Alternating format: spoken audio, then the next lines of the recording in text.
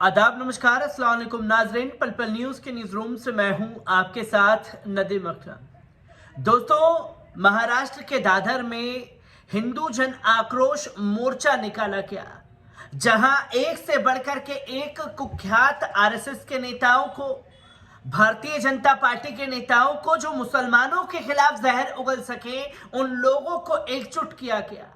और इस रैली में जो मुद्दे रखे गए वो था लव जिहाद का मुद्दा, वो था धर्मांतरण का मुद्दा, वो था गौ हत्या का मुद्दा, और वो था तमाम चीजों को लेकर के रखे गए मुसलमानों के बहिष्कार का मुद्दा।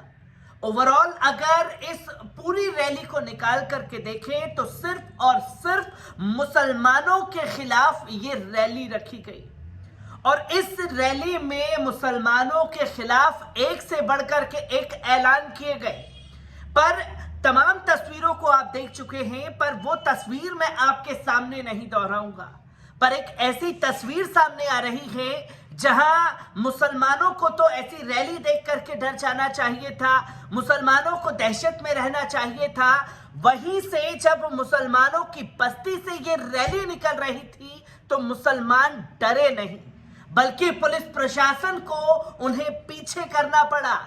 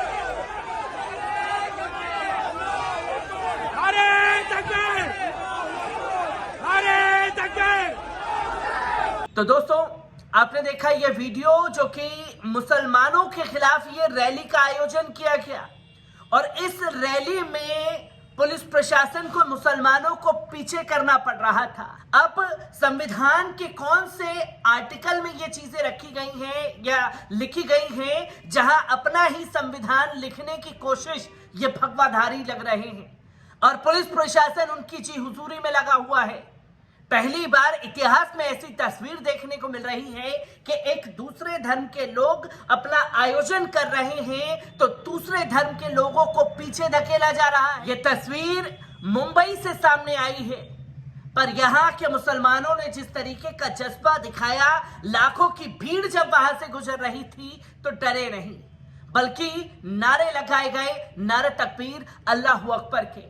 और दूसरा जो सबसे बड़ी तस्वीर सामने आई ओवैसी साहब को लेकर के, जो बैरिस्टर असदुद्दीन ओवैसी साहब के खिलाफ भी इस रैली में उनके खिलाफ में बयानबाजी की गई। पहले इस वीडियो पर नजर डालिए।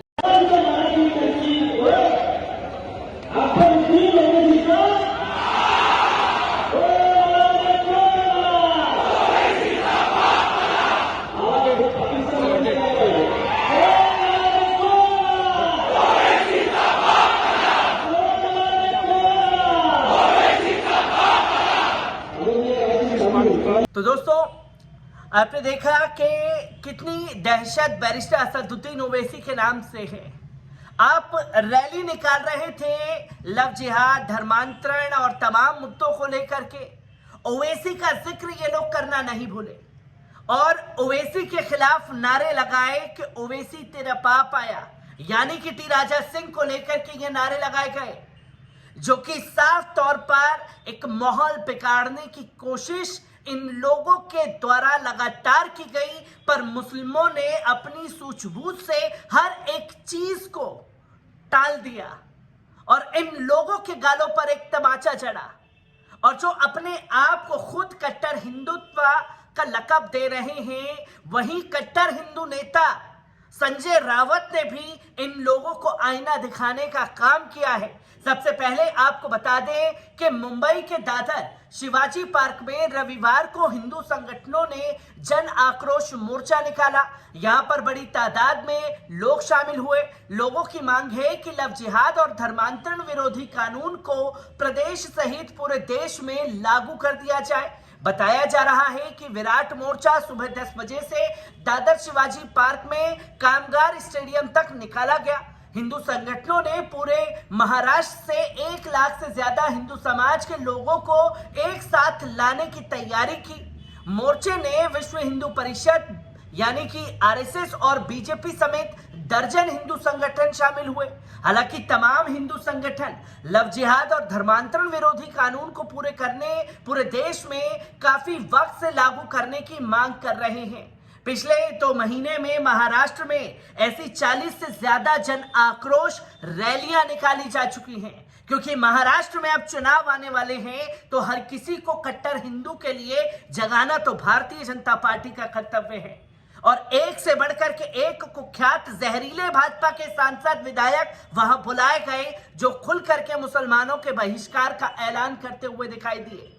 पर इन्हीं लोगों को महाराष्ट्र की सरजमीन से आने वाले उद्धव ठाकरे गुट के नेता संजय रावत ने अपने शब्दों में आईना दिखा दिया और भारतीय जनता पार्टी पर जमकर निशाना साधा। उन्होंने साफ तौर पर कहा, संजय रावत ने सोमवार को हिंदू जन आक्रोश की रैली को लेकर भाजपा की अगुवाई वाली केंद्र सरकार की खिंचाई की।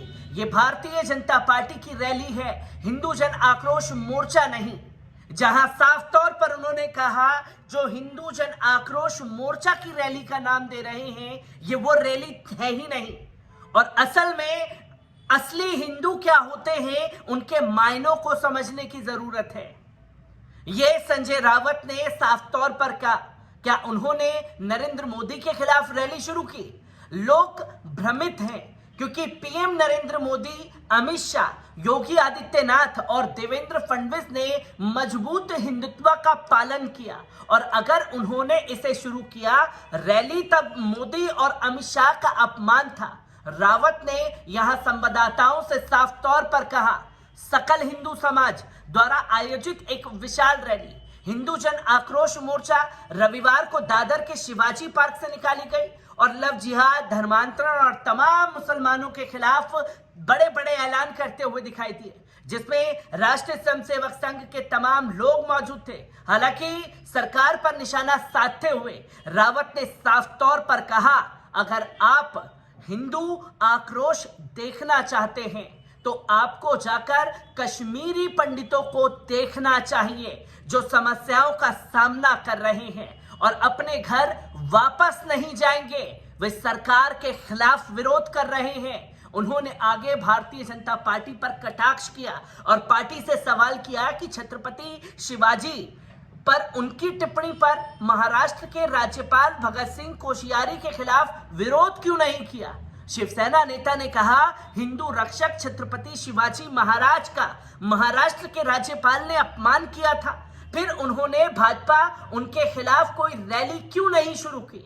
छत्रपति शिवाजी महाराज का अपमान उन्हें स्वीकार है, लेकिन लव जिहाद के नाम पर समाजवादी पार्टी के संरक्षक और उत्तर प्रदेश के पूर्व मुख्यमंत्री दिवंगत मुलायम सिंह यादव को पद्म भूषण से सम्मानित करने के फैसले को लेकर पार्टी के दिग्गज नेता मोदी के नेतृत्व वाली सरकार पर भारी पड़े। उन्होंने कहा कि मुलायम सिंह ने राम भक्तों पर गोलियां चलाई और अब पीएम मोदी उन्हें भूषण दे रहे हैं। ये राम भक्तों का अपमान नहीं है।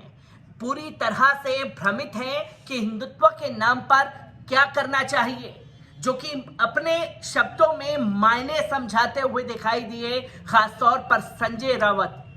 और अब महाराष्ट्र में सिर्फ इसी बात की जंग है कि कौन सबसे बड़ा कट्टर हिंदू कहलाएगा, क्योंकि शिवसेना गुट का वो चेहरा भी लोगों ने देखा है जो कट्टर हिंदुत्व के नाम पर डंके की चोट पर लड़ती रही। तो अब भारतीय जनता पार्टी और शिवसेना की इस जंग में कौन कितना मुसलमानों के खिलाफ जहर उगल पाएगा, अब जंग बस इतनी सी रह गई है।